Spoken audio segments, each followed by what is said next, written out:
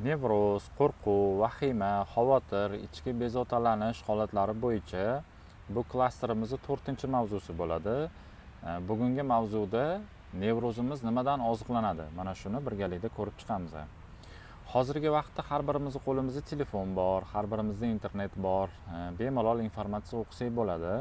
Ayniqsa nevroz holatida inson judayam ko'p informatsion bosim ostida qoladi.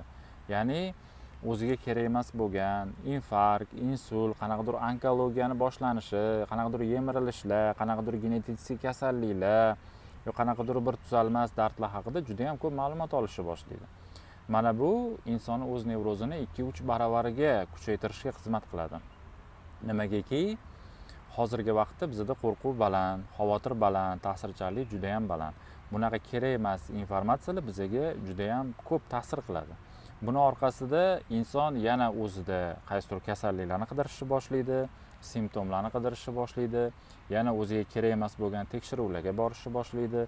Ya'ni informatsion bosim o'z nevrozimizni ozuqasini kuchaytirib, bu holatimizni 2-3 baravarigacha kuchayishiga xizmat qiladigan omil hisoblanadi. Endi biz tushunishimiz kerak bo'lgan holat, internet bu meditsina emas. Internet bu vrach emas. Internet bu sizni to'g'ri diagnozlay olmaydi. Internet sizga aniq to'g'ri maslahat bera olmaydi. Internet sizni davolay olmaydi. U informatsiya xolos.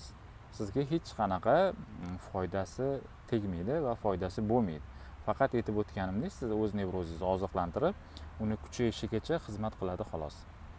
Mana shuning uchun, mana bu holatlarni cheklash uchun biz hozirgi payt o'sha informatsiyalardan o'zimizni tiyishimiz zarur. Ya'ni bizga kerak emas bo'lgan, umuman foydasi nolga teng bo'lgan qaysidir bir kasalliklar, qaysidir bir og'ir dardlar, qanaqadir bir nevroz haqida ham kerak emas informatsiyalardan o'zimizni tiyishimiz kerak.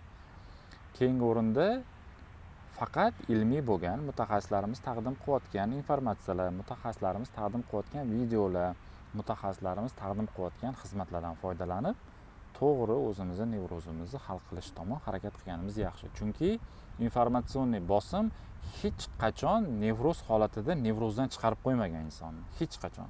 Ya'ni informatsiya o'qib nevroz chiqib ketmagan nevrozdan. Faqat uni ichiga kirib borgan, ya'ni og'irlashishiga xizmat qilgan.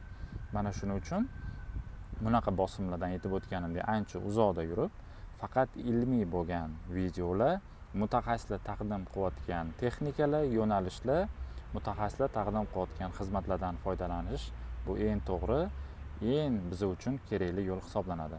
Sog' salomatlik tilayman.